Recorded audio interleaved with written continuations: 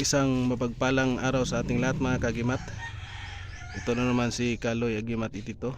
May bago na namang ipapakita sa inyo mga kagimat na kakaibang bato. At sa hindi muna ako mag-umpisa, maraming salamat sa walang sawang nakasubaybay sa aking munting channel. Big shout out na lang sa aking mga kapwa Muti Hunters at antingiros, viewers. Isang mapagpalang araw sa ating lahat. Ang ipapakita ko mga kagimat ay bago ko lang nakuha at ito ay pangbihira talaga mga kagimat sa tinatagal ko na paghahunting ng mga kakaibang bato mga kagimat. Ito ay na kakaiba talaga mga kagimat. Ito papakita ko sa inyo mga kagimat. Ito ang mutya ng bulkan.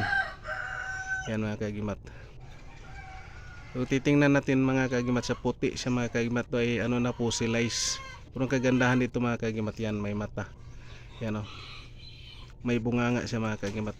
Ito ay tinatawag kong mutya ng bulkan mga kagimat. Kasi pag ganyan nakatayo siya mga kagimat.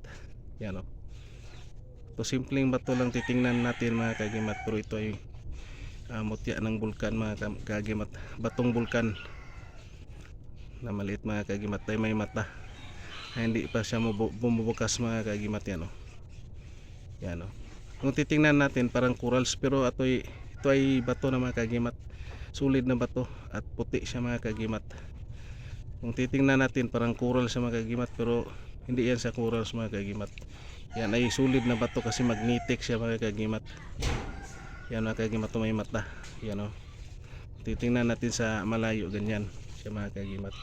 Ito ay tinatawag kong mutya ng bulkan. Batong bulkan na maliit mga kagimat, na hindi pa bumubukas yung kanyang, may crater siya dito mga kagimat o. Yan o. Ito ay tinatawag kong mutya ng bulkan na natutulog mga kagimat. Yan o.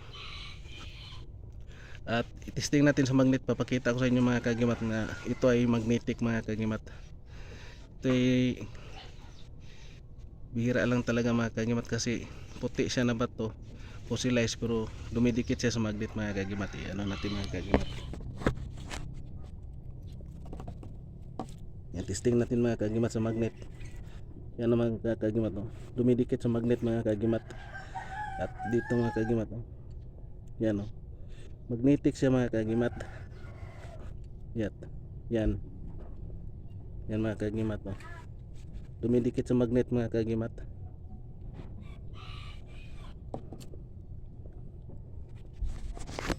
Yeah. Ito mga kagimat.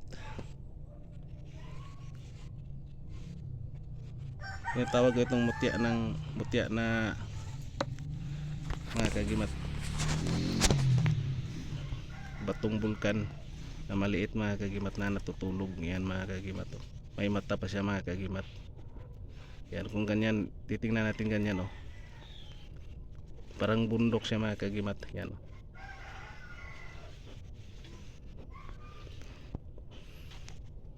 Pangbira talaga ito mga kagimat kasi yan o. Yan. Ito ay na malakas, mas sobra pa ito mga kagimat sa ngipin ng kidlat mga kagimat. Itong mutya ng bulkan, batong bulkan mga kagimat, kasi ito pag ito ay gumagalaw mga kagimat ay sigurado takot talaga yung mga tao mga kagimat. At maganda ito sa sinasabi nilang sugal mga kagimat, pero ito ay hindi gamitin natin sa mga ganyang gawain mga kagimat. Ay itatago ko lang mga kagimat. Ito, pambira ang tubot, may mata siya mga kagimat. Yan o. Pero ang kagandahan dito, fossilized siya pero magdikit sa magnet mga kagimat. Yan mga kagimat. At ito lang muna yung ibabahagi ko na bago mga kagimat. Yung bago ko nakuha na kakaibang bato mga kagimat ay tinatawag kong bulkang bato mga kagimat. Mutya, bulkang bato na maliit mga kagimat. Marami akong nakukuha ng mga mutya, pero ito ay pambihira talaga mga kagimat kasi doon sa bundok mga kagimat yung nakuha ito mga kagimat. At maraming salamat, and thank you for watching. Please like, share, comment, and subscribe kung nagustuhan yung video na ito. And thank you for watching, and God bless ating lahat mga kagimat.